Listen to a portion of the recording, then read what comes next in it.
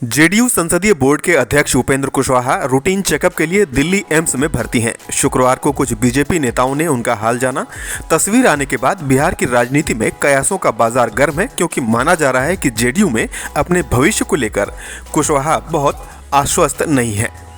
उपेंद्र कुशवाहा ने 19 जनवरी को सूचना दी थी कि वह 2-3 दिन के रूटीन चेकअप के लिए एम्स में भर्ती हैं और अगले ही दिन यानी शुक्रवार को बिहार बीजेपी प्रवक्ता और पूर्व विधायक प्रेम रंजन पटेल, बिहार बीजेपी प्रवक्ता और पूर्व विधायक संजय टाइगर, बीजेपी नेता योगेंद्र पासवान ने दिल्ली एम्स में भर्ती उपेंद्र कुशवाहा से मुलाकात की। मुलाकात के बाद बीजेपी नेता प्रेम रंजन पटेल ने कहा कि यह मुलाकात औपचारिक थी। उपेंद्र कुशवाहा एम्स में भर्ती थे, इसीलिए उनका कुशल क्षेम पूछने भाजपा के नेता गए थे। प्रेम रंजन पटेल ने कहा कि उपेंद्र कुशवाहा भाजपा और एनडीए के पुराने सहयोगी रहे हैं, इसीलिए वे लोग एम्स में जाकर उपेंद्र कुशवाहा का हालचाल जानने गए थे। हालांकि इस मुलाकात में सियासी बातें ना हुई हों, इसको कोई भी स्वीकार नहीं कर पा रहा है और इससे इनकार किया भी नहीं जा सकता। बीजेपी नेताओं से उनकी मुलाकात के बाद इस बात की आशंका जताई जा रही है कि बिहार में जल्द ही बड़ा सियासी उलटफेर हो सकता है। उपेंद्र कुशवाहा ने अपनी पार्टी आरएलएसपी का जेडीयू में विलय किया था। इसके बाद नीतीश कुमार ने उनको जेडीयू संसदीय बोर्ड का राष्ट्रीय अध्यक्ष और एमएलसी बनाया था। अपने लव कुश समीकरण को मजबूत करने के लिए नीतीश उन्हें पार्टी में लेकर आए थे, लेकिन एनडीए सरकार या महागठबंधन सरकार में कुशवाहा मंत्री नहीं बन पाए। उनकी डिप्टी सीएम बनने की भी चर्चा थी, लेकिन ऐसा भी नहीं हुआ क्योंकि नीतीश ने इससे साफ इनकार कर दिया। उपेंद्र कुशवाहा के पास जेडीयू में बड़ा पद तो है, लेकिन संगठन में उनकी ज्यादा चलती हुई नहीं दिखती है। उपेंद्र कुशवाहा लोकसभा चुनाव 2024 में जिस काराकाट सीट से लड़ना चाहते हैं, वहां जेडीयू के महाबली सिंह सांसद हैं। कुशवाहा को ये सीट मिलेगी, इसकी भी गारंटी नहीं है।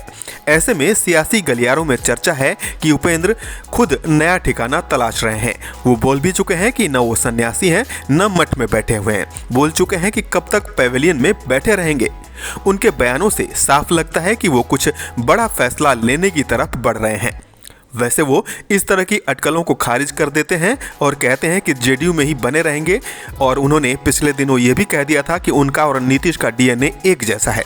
लेकिन बीजेपी नेताओं ने जिस तरह से उनसे मुलाकात की है और जिस तरह से बयान आए हैं, उनके प्रति बीजेपी नेता नरम रुख दिखा रहे हैं। उससे साफ है कि भाजपा चाहती है कि कुशवाहा उसकी तरफ आ जाएं। बिहार भाजपा के प्रवक्ता अरविंद सिंह ने इशारों में इसका संकेत भी दे ही दिया। श्री उपेंद्र कुशवाहा जी आज अस्पताल में भर्ती हैं, लेकिन जदयू के नेता को भी देखने जाना चाहिए। वो हमारे एनडीए के शासन के केंद्र के मंत्रिमंडल के साथी रहे हैं। आज उनका दल बदल चुका है, लेकिन राजनीति में दिल नहीं बदलता है। स्वास्थ्य के प्रति और मानवता के प्रति हर लोग को संवेदन होना चाहिए। आज जदयू के नेता को भी जाना चाहिए। ऐसे नीतीश कुमार जी के शासन में जदयू के लोग सशंकित रहते हैं, कब कहाँ चला जाएगा। ऐसे भारतीय जनता पार्टी में जो विकास पसंद लोग हैं, राष्ट्रवाद के राजनीति करने वाले लोग हैं, और हमारे दल पर और हमारे नेता पर जिनका विश्वास है, सभी का स्वागत है। और श्री उपेंद्र कुशवाहा जी एक अच्छे आदमी हैं। भगवान से उनके स्वास्थ्य की देखिए, उन तस्वीरों को देखिए और इन्हें पहचानिए। ये कौन लोग हैं? ये वो लोग हैं जिनकी भाजपा में लंबे अरसे से उपेक्षा हो रही है, और ये अब दूसरे राजनीतिक दलों में सम्मानजनक जगह खोज रहे हैं। अब उपेंद्र कुशवाहा जी से मिलने लोग किस मकसद से गए, ये वही बताएंगे, लेकिन ये लोग दूसरे दलों में सम्मानजनक जगह तो खोज ही रहे हैं। हो सकता है यही बात हो। पार्टी के पास अपना ना नेतृत्व है, ना अपना सोच है, इसीलिए वो दूसरे दलों के अंदर ताक झाक करती रहती है। वो चाहे जितना भी ताक झाक कर ले, बिहार में उनका दाल गलने वाला नहीं है।